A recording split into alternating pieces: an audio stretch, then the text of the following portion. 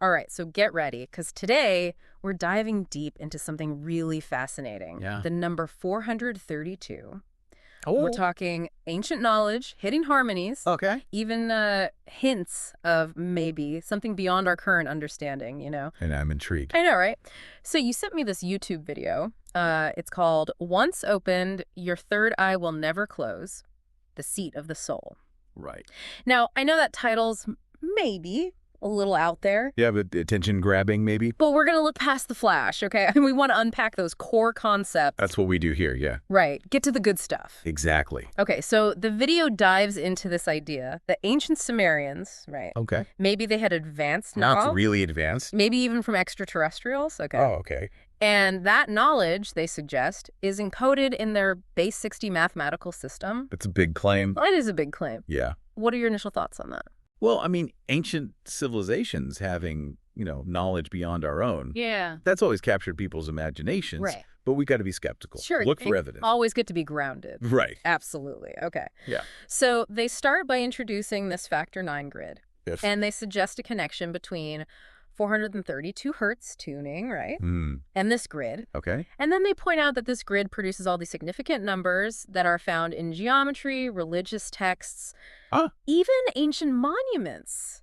Real. Yeah, like they highlight things like the 72 names of God in Kabbalah, right? Okay. The 108 repetitions in Hindu mantras, 144,000 chosen ones from the Book of Revelation, Wow. and even the 25,920 years of the precession of the equinoxes. Interesting. What jumps out to you when you hear those connections? Well, seeing those numbers, they hold meaning in so many different spiritual and cultural contexts. It does make you wonder if, maybe the ancients, they saw some deeper pattern, some connection that we're just, starting to glimpse now. Yeah, But also, our brains are wired to find patterns, that's true. even when they're not there. Right, right. So it's fascinating, but we have to be We're going careful. to jump to conclusions. Okay. Okay, good point. Yeah. So you mentioned the precession of the equinoxes. Yes. Can you break that down for our listeners who maybe haven't heard that term? Sure. So the precession of the equinoxes, Mhm. it's a slow wobble of the Earth's axis, Okay. like a spinning top, Oh, okay. gradually changing its tilt. Yeah. I see. And this wobble causes the Earth's orientation to the stars to shift over a very long period, roughly 25,920 years. Oh, wow. Okay. Yeah, so it's a cycle that's fascinated, astronomers and philosophers for a long time. So we've got this 25,920 year cycle tied to the Earth's wobble, but also appearing in this factor 9 grid, right? Right. Now, they make this leap, and they claim that if you take the numbers from this grid and you play them as frequencies, it produces a perfect major chord. They even played an audio example in the video. I mean, that's kind of neat. It is kind of neat, right? Yeah. What's your take on this whole musical connection? Well, musically, it's interesting how numerical relationships can become sound, Right. harmonics, musical tones that are related by simple mathematical ratios. Those are fundamental to creating the sounds we like. Mm-hmm. So it's not totally surprising that some numerical sequences could make a harmonious chord. Right. It makes you think about the power of math, Yeah. its relationship to sound and harmony. Definitely. And it ties into this ancient concept of the music of the spheres, which you Right. mentioned. Oh, yeah. Could you elaborate on that a bit? So the music of the spheres, it's this philosophical concept from ancient Greece. Okay. Thinkers like Pythagoras, they believed that the celestial bodies, the planets, the stars, they all moved in these harmonious ratios, Okay. creating this celestial music that we can't hear with our ears. So like a cosmic symphony that we're just not aware of. Exactly. Wow, that's pretty wild. It is pretty wild. Okay, so they also bring up Fibonacci sequence, golden ratio. Yeah. I'm a little familiar with those. Okay. Can you break them down for our listeners and like how do they fit into this whole thing? Sure. So the Fibonacci sequence is a series of numbers, and each number is the sum of the two before it. Okay. So it starts with 0 and 1, then it's 0, 1, 1, 2, 3, 5, 8, and so on. Right. The golden ratio, often represented by the Greek letter phi, it's approximately 1.618. Okay. It's a ratio that comes up when a line is divided into two parts. So the longer part divided by the smaller part equals the whole length divided by the longer part. Okay, so it's all about proportions, relationships. Yeah, exactly. Now, how do those mathematical concepts connect to what we've been talking about? Because the video, they show like the Fibonacci spiral. Right. And they mention a connection between the golden ratio and the precession of the equinoxes. So the Fibonacci sequence and the golden ratio are definitely related. Yeah. As the Fibonacci sequence keeps going, the ratio between consecutive numbers, it gets closer to the golden ratio. Okay. And this ratio, you see it everywhere in nature. Petals on a flower, the spiral of a nautilus shell, even the structure of galaxies. Wow. So is that evidence of intelligent design then? Or is that just the most efficient way for things to grow? That is a question that's been debated for a long, long time. Right. Some people see the golden ratio as evidence of a divine plan. Others see it as, just natural mathematical principles. Interesting. It really is. Okay, so we've got this factor 9 grid, 432 hertz tuning, Right. music of the spheres, Fibonacci sequence, golden ratio, Yeah. all these things swirling around. Good log. And then they bring up the Sumerian king list, which I find so fascinating. Yeah, tell me about it. Can you tell us a bit about that? So the Sumerian king list, it's an ancient text. It claims to list the kings of Sumer, a civilization in ancient Mesopotamia, going back thousands of years. Okay. And it includes incredibly long reigns for some of these kings, lifespans stretching into the tens of thousands of years. Yes, and the video points out that some of those incredibly long reigns, like 28,800, Yeah. 36,000, 43,200 years, they also appear in the factor 9 grid. Oh, wow. And then they claim that if you play those numbers as frequencies, you get another perfect major chord. So what are we to make of that? Is that profound or just coincidence? That's where things get really tricky. Yeah. There's so much debate about the accuracy of the Sumerian king list. Right. Some scholars believe those long reigns are literal, suggesting, a history of really long-lived beings. Wow. Others think those reigns are symbolic, maybe representing dynasties, astronomical cycles. So maybe not actual lifespans. Yeah, maybe. More like representations of something else. Exactly. It's like deciphering a code, trying to understand what these numbers really meant to them.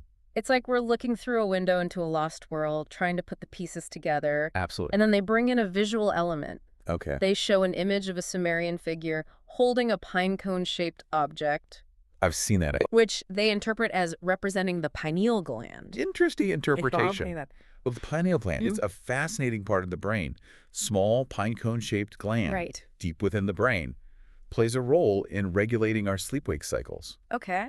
And There's the a whole video world of knowledge connects out there that just image waiting to be to discovered. the idea of That's the what I third love eye, about our deep Right. dives. often Yeah. associated They always with open my mind to new spiritual insight, possibilities. intuition. Yeah, make and me they think even about the suggest world in a that different way. 432 Me too. hertz tuning This one has been really could fascinating. potentially even though I'm activate still the not pineal totally gland, sure what to believe. unlocking That's the hidden beauty potentials of it. It's a within us. journey, not a Okay, how much of that is destination. based on science? And even if you never And how much is fully embrace speculation? numerology Right, or good question. gematria, The pineal Right. gland's role just in sleep, that's exploring well these established. concepts can be But its really connection valuable. to Totally agree. spirituality, So, the to third everyone eye, listening, that's whether you're more a speculative, numerologist, there's there's research research starting going on. out into the pineal gland and Keep consciousness. exploring. Mhm. Keep asking But a lot of the questions, keep spiritual an open stuff, mind. it goes Yeah. beyond Who what knows we what you know might discover. scientifically. Exactly. So we got to Well, be that's about discerning. it for our deep dive Right. into Separate the numerology proven from the and speculation. gematria. Exactly. But It's it's been a still wild ride. fascinating to Yeah, think about. it has. It We is, hope you yeah. enjoyed it This and learned tiny something gland, Definitely. shaped like a new. If you're pine interested in cone, learning more, could be hold sure to check out the show secrets to notes for deeper links to some consciousness. resources. The Good human idea. brain is incredibly always Thanks for complex. listening. It and really we'll is. see We you on still the don't next understand deep its dive. full potential. See you Right. later. The pineal gland is just one piece of the puzzle. but an intriguing one. Definitely. Okay, and they don't stop there. Of course not. They bring up the caduceus symbol, the two snakes entwined around a staff. Right, right. And they point out that it appears in Sumerian art, alongside depictions of the Anunnaki. Oh, those extraterrestrial beings. Yeah, so what's the significance of that caduceus, and how does it fit into all this? The caduceus has a long history associated with healing, transformation. Okay, In Greek mythology, it's the staff of Hermes, the messenger god, right. and it's become a symbol in medicine, other fields. Mm-hmm. The video highlights visual similarities between the caduceus frequency waves, Okay, the Fibonacci spiral, even the double helix structure of DNA, wow. suggesting a connection between energy, life, our very essence. It's like they're suggesting a hidden language embedded in these symbols and patterns, connecting us to the building blocks of the universe. It's a compelling idea. It is. Makes you want to look deeper into the meaning behind these ancient things. Are they just decorations, or do they mean something more? Do they point to knowledge we've lost? Big questions. Big questions, yeah. It's like putting together a giant puzzle, It is. each piece revealing a little bit more. Yeah. And then they bring us back to that base 60s Sumerian math. Okay. They explain how the 60-degree arc, which is a fundamental part of their system, connects to sacred geometry patterns like the seed of life. Right. Can you break those down for us? So, sacred geometry. It explores the mathematical principles and patterns in nature and the cosmos, Okay. the seed of life. It's a pattern made by overlapping circles. I've seen that. Yeah, and it's considered a foundational pattern in sacred geometry, representing creation, the interconnectedness of everything. Okay, and then they take it even further. They say that when you extend that 60-degree arc into 3 dimensions, it forms this new shape they call the trion ray.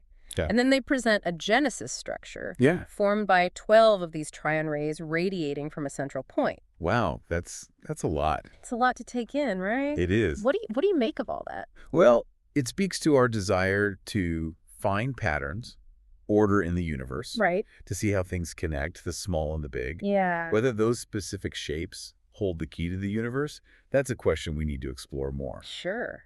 But it's definitely intriguing It is. how they build upon ancient knowledge to propose these new ideas about the structure of reality. It's like they're taking that ancient wisdom as a starting point and Yeah. building a new framework for understanding our place in the universe. Exactly. And they make some bold claims, like they propose this genesis structure could resemble the structure of an atom, Interesting. connecting the smallest building blocks of matter to the grand structure of the universe. That's a mind-bending concept. It is, right? It is. What do you think? Well, it highlights this idea that we keep coming back to, that the small reflects the big, the microcosm and the macrocosm, Yeah. the same patterns at different scales, Right, whether it's a galaxy or an atom. right.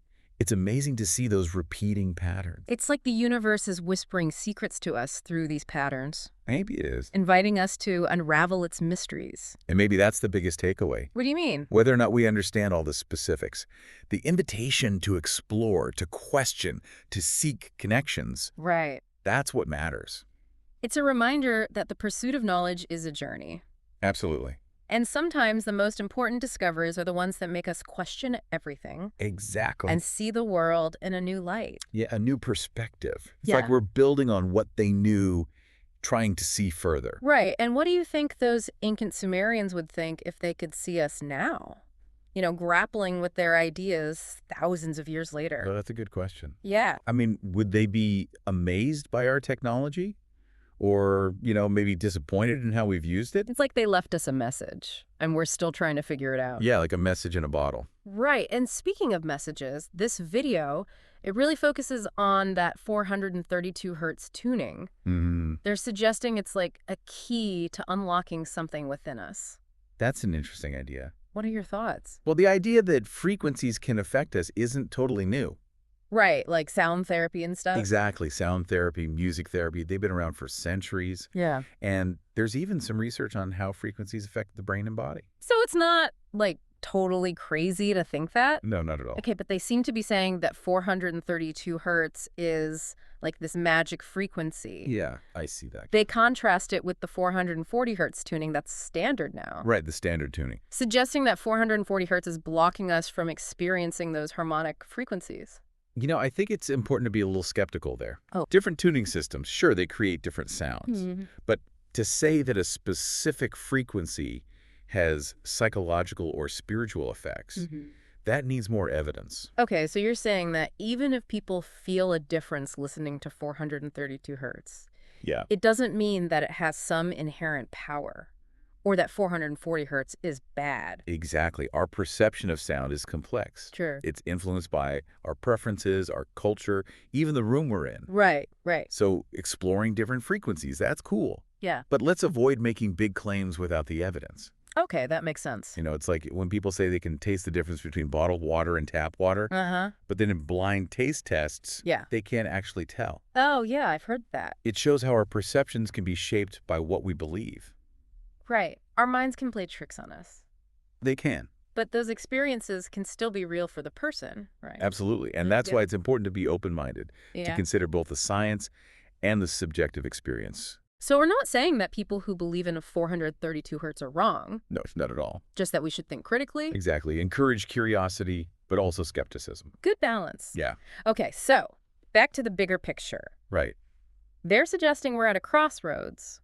We can keep going down a path of, like, discord and destruction. Well, Or we can retune ourselves, align with the harmony of the universe. it's a powerful message. It It is. speaks to that desire for connection, meaning something beyond the everyday. It's like we're searching for that lost chord, Yeah. that perfect harmony that brings us back into balance. Maybe that's the power of music, of these mathematical concepts. What do you mean? They remind us that there's order, beauty underneath it all. Even when things feel chaotic, Even then, it's a little bit of hope, it is. a reminder that we're part of something bigger. Exactly. We're not alone. So even if we don't buy into the whole 432 hertz thing, Right. we can still take away that message of empowerment, recognizing that we can create a more harmonious world. It's about taking responsibility for our own thoughts, actions, our own energy, Okay. recognizing that we're not just watching, we're participating. In the grand symphony of life. That's it. That's a beautiful way to put it. It is. It's empowering. It is. It reminds us that we're not just cogs in a machine. Yeah. We're creators, artists, All musicians. can express ourselves, make a difference. Exact. And who knows, maybe by tuning into that inner harmony, Yeah. embracing our creativity, maybe we'll stumble upon those secrets the ancients were trying to tell us. It's a journey worth taking, It is. and it holds infinite possibilities. Right, and it's a journey we can all take in our own way, at our own pace. Absolutely. There's no right or wrong answer. It's about finding what resonates with us, what sparks our curiosity. What helps us connect with that deeper meaning? Maybe that's the real key to 432. What do you mean? Not about finding a magic frequency or a secret code. Right. It's about tuning into our own wisdom, Our own inner wisdom, yeah. listening to the music of our souls, I like that. trusting that the answers are already within us. The universe is like a giant mirror, Okay. reflecting back what we put out there. How so? If we approach it with fear, distrust, that's what we'll see. Mm-hmm. But if we approach it with curiosity, wonder, a desire to learn, Yeah, who knows what we'll discover. that's beautiful. It reminds us that the journey is as important as the destination. The process of exploring, questioning, expanding our consciousness, Opening ourselves to new possibilities, embracing the mystery, the unknown, trusting that the universe will reveal its secrets in its own time. in its own way. That's much more exciting than clinging to rigid beliefs or looking for easy answers. It is. It's about letting go of the need to know everything. Embracing the joy of discovery. A journey that can last a lifetime. And beyond. You know, it feels like this whole deep dive, it's been about way more than just a number. Yeah, absolutely. It's about questioning, being open to new ways of understanding things. It really is. We've gone from Sumerian math Right. to the music of the spheres to the pineal gland, sacred geometry. It's all over the place. It's amazing how all these seemingly different ideas, Yeah.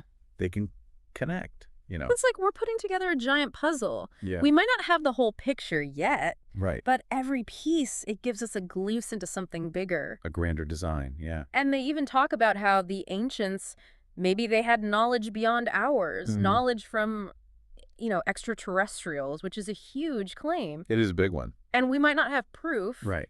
but it does make you wonder, what secrets are still out there, hidden in history? Oh, definitely. Yeah. I mean, think about how much knowledge has been lost and rediscovered throughout history. Like what? Like the Library of Alexandria, all those ancient texts we're still deciphering. Yeah, it's humbling. It really is, to realize how much we don't know. And how much we might still discover. Exactly. You know, one thing that really struck me in the video was the focus on harmony. Yeah, the harmony. From those chords, from the factor 9 grid to the music of the spheres. It's like they're saying the universe operates on harmony, on balance. And if we tap into that, Mm-hmm. maybe we can live better lives. That's a deep idea. And it's found in so many traditions. Right. This idea that we're all connected, that our actions have ripple effects. Like, as within, so without. Exactly. If we want to change the world, we have to start with ourselves. Cultivate the qualities we want to see. That's it. So even if we don't understand all the specifics, the frequencies, the ancient knowledge, Yeah, we can still focus on creating harmony in our own lives. absolutely. Spreading that harmony outwards. Like ripples in a pond. Exactly. Maybe that's the biggest lesson here. What do you mean? It's not about finding some external source of wisdom. Okay. It's about realizing the power we have within us To make a difference. to be a force for good. We're given this amazing gift, consciousness, the ability to create, to connect, And it's up to us to use it wisely. to cultivate compassion, understanding, harmony. You know, as we wrap up this deep dive, Yeah. I want to leave our listeners with this thought. This journey of discovery, it doesn't end here. It's just the beginning. Keep exploring, keep questioning, keep looking for those connections that excite you. The world is full of wonder, It is. and every day is a chance to learn, to grow. So stay curious, stay open-minded, and keep seeking those hidden harmonies. Until next time, keep diving deep.